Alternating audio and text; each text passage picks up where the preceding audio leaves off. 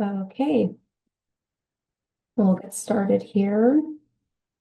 So the way that this webinar will function is that you are able to input any questions you have throughout the webinar into the Q&A section. At the very end, I'll go through and I'll read the questions and I'll answer any that you may have. If you have any questions that you think of after the webinar is over, you're always welcome to contact us as well. So let's get started.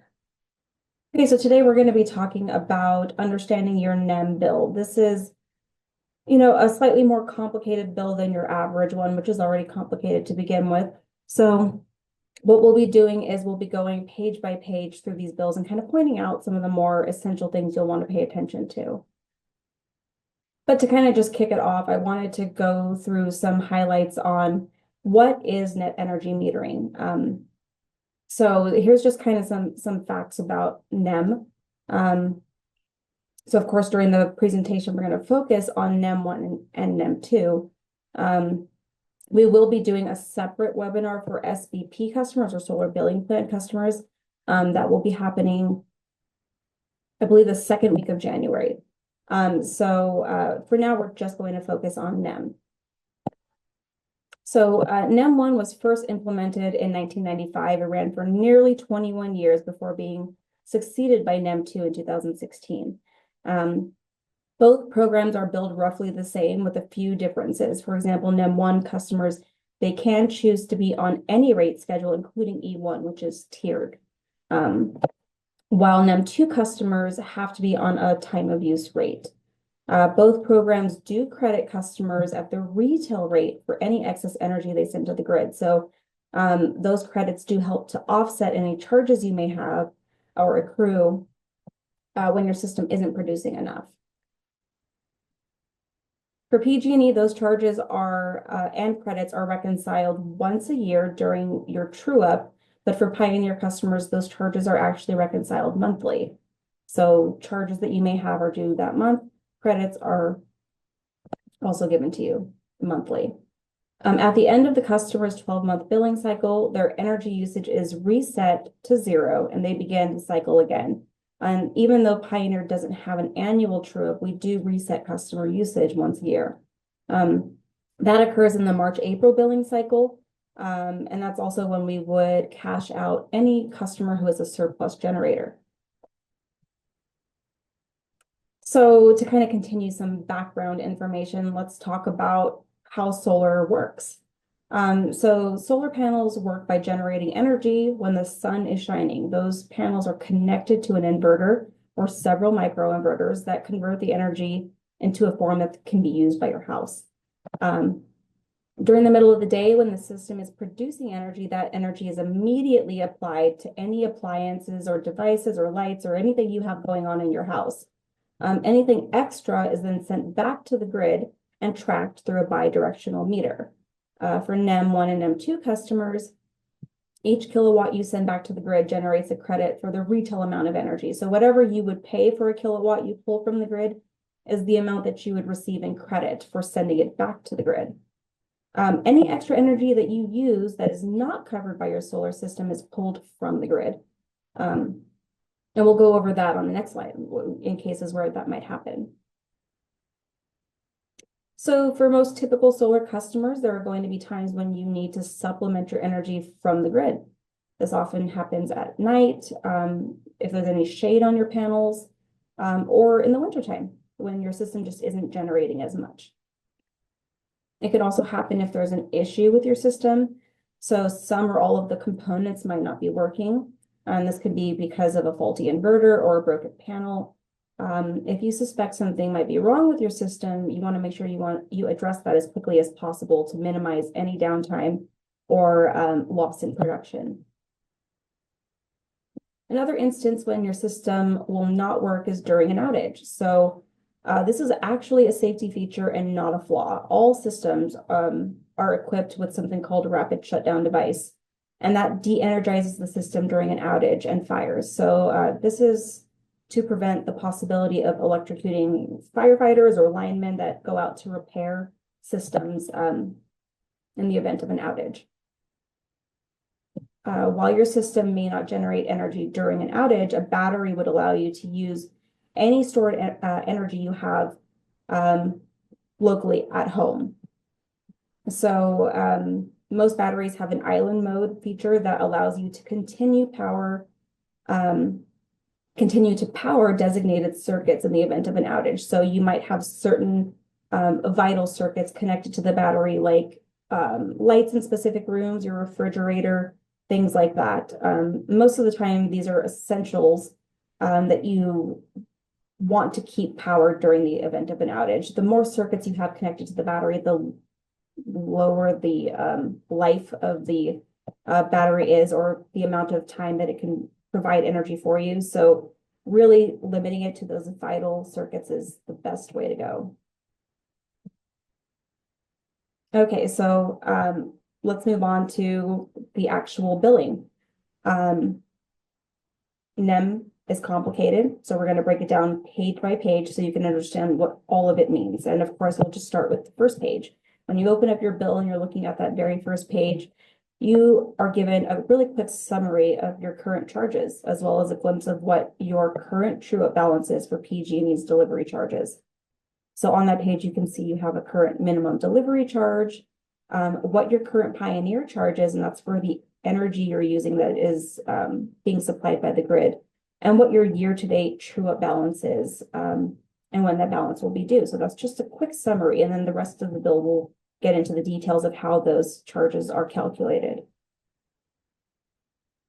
Okay, so page 3 of your bill it's typically going to be page 3 on a normal NEM bill. This is where you're going to find your year-to-date delivery charges. It's called the summary of NEM page. It's going to give you a really quick overview of the last year's worth of delivery charges, when you used energy, and how much you've paid into minimum delivery fees. It's also going to show you what your your estimated true-up balance is at the time. And this page is going to be updated monthly up until your true-up. So the first table that you're going to see at the top of this page is the summary of NEM. This table shows you your net energy usage and charges for each month in your annual true-up cycle. So in months where you use more energy than your system produces, you're going to accrue charges. And likewise, in months where you produce more energy than you use, your balance is going to be reduced by credits. So you can see for this particular customer from December through March, they used more energy than their system produced, so they had charges. And then from April through June, they generated credits, which lowered their true-up balance. And so the other table that you're going to see, or one of the other tables you're going to see, is the table labeled electric charges. So this is actually a ledger of the minimum delivery charges you pay each month. This is that $10 to $12 a month that you pay to be connected to the grid. This amount will eventually be applied to whatever true-up balance you might have at the end of your true-up cycle. But it's not the full amount you pay for delivery. And we'll kind of get into that a little bit more. The last section that you're going to see on this page is the explanation of calculation. So this is where they tell you how your true-up is calculated. It's also going to tell you when your true-up is due and the estimated amount that you're going to pay. So this is calculated by taking the total from the summary of NEM table and subtracting the total amount from the minimum delivery charges you've already paid. In this example bill, this customer is a surplus generator, so their true-up charges are calculated slightly differently. In the case of this customer, they may have non-bypassable charges that are greater than their minimum delivery charges they've paid already. In that case, even a surplus generator might owe money, but in this particular example, the customer had paid more minimum delivery charges than non-bypassable charges accrued, so their balance is still zero. Something important I really want to note is that customers with battery storage or who have aggregated accounts will not see this page on their regular monthly bill. You're actually going to receive a separate document each month called the detail of bill, which is a really lengthy packet that gives you detailed breakdowns of all of the charges and how they're calculated. So PG&E does have plans to integrate this information into the regular monthly bill eventually, but we don't have an exact date on that yet. Okay, so moving on, we're going to talk about page 4. It's pretty simple. This is just a detail on how the minimum delivery charge is calculated, which is done by multiplying the amount of days in the billing cycle by a daily rate. So some important things I want to note here is that this is not the full amount you owe for delivery. This is a common misconception we hear from customers quite often. It's just the minimum that you're paying to be connected to the grid. It can be confusing because it's really the only charge on the bill that's explicitly labeled as delivery on your bill, but the details of your full delivery charges are actually going to be on page 6. Again, if you have paired storage or an aggregated account or any other form of complex billing, this is the only information on delivery charges you'll actually see on your bill. The rest of your details will be on that separate document, the detail of bill that we just talked about. If you don't receive your bills by mail, you can download that document from PG&E's website if you log into your account. And then again, eventually, hopefully those details will be integrated into your regular monthly bill in the future. So we're going to go into detail about that document. We're not going to go into detail about that document here, but if you do have questions about it or if you want help deciphering it, you're always welcome to give us a call. We're more than happy to walk through it with you. Okay, so page 6, this is where you're going to see the real breakdown of your delivery charges from PG&E. You're also going to get details on all of your energy consumption and generation. And then in terms of charges, this page only represents what you owe for delivery. The charges for the energy itself that you receive from Pioneer are going to be on the next page.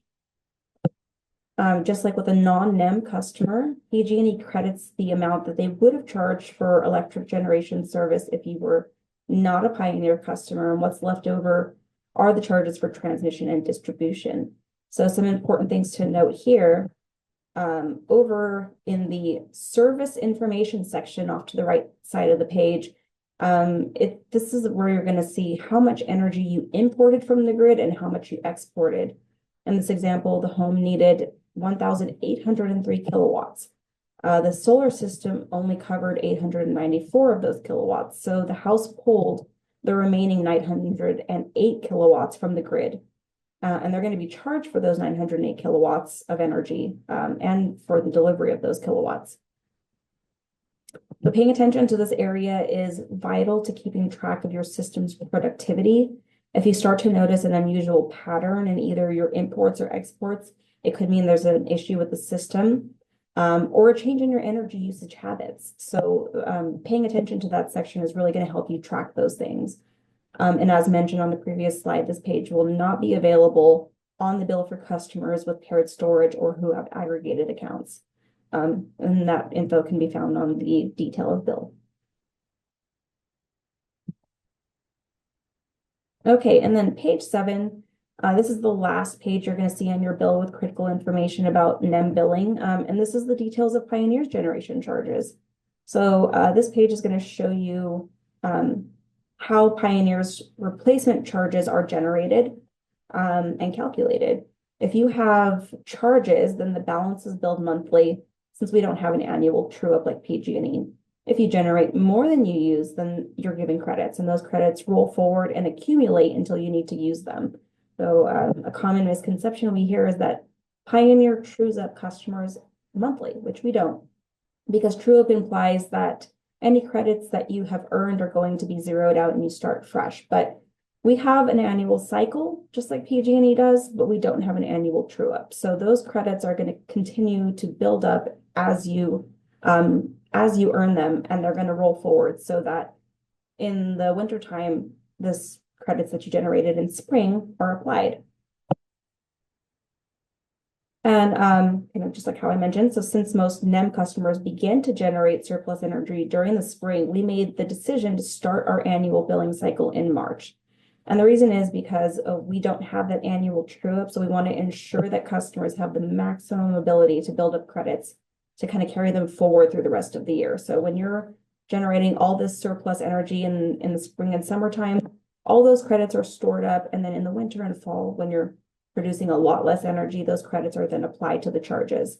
And then in March of the next year, we do our annual cash out. So we determine if a customer is a surplus generator by taking a look at a section labeled your cumulative kilowatt hour year to date. And that's where you're going to see if you've sent excess energy back to the grid. If it's a negative number, that means you've generated a surplus.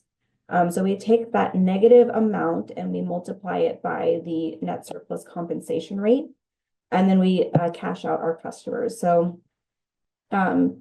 it's similar to what PG&E does after their annual true up, but we pay a half a cent more than PG&E does for all that surplus energy. So you get paid out a little more with us than you would with PG&E. We also send out checks to our customers if the dollar amount is more than $25. If it's less than 25, it's just applied as a bill credit that rolled forward to your next annual cycle. But yeah, so that's something kind of a little bonus for our customers. You get paid out a little more and you also receive a check as opposed to a bill credit. All right, so that's pretty much all of the information in a nutshell about how to read your NEM bill. We are always available in multiple ways to answer any questions you have. So you can contact us by email. We have lots of great information on our website. You're also more than welcome to give us a call. And we will help answer any questions you might have. Right now, I'll take a look to see if there are any questions in the Q&A. I don't see any, but if you think of any questions, feel free to reach out to us by one of the ways that I just mentioned. We also have a chat bot on our website. You can come into our office. We do have an office in Rockland, and we are always happy to sit one-on-one with customers and answer any questions.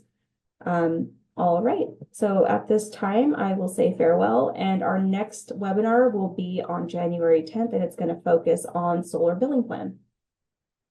Have a good day.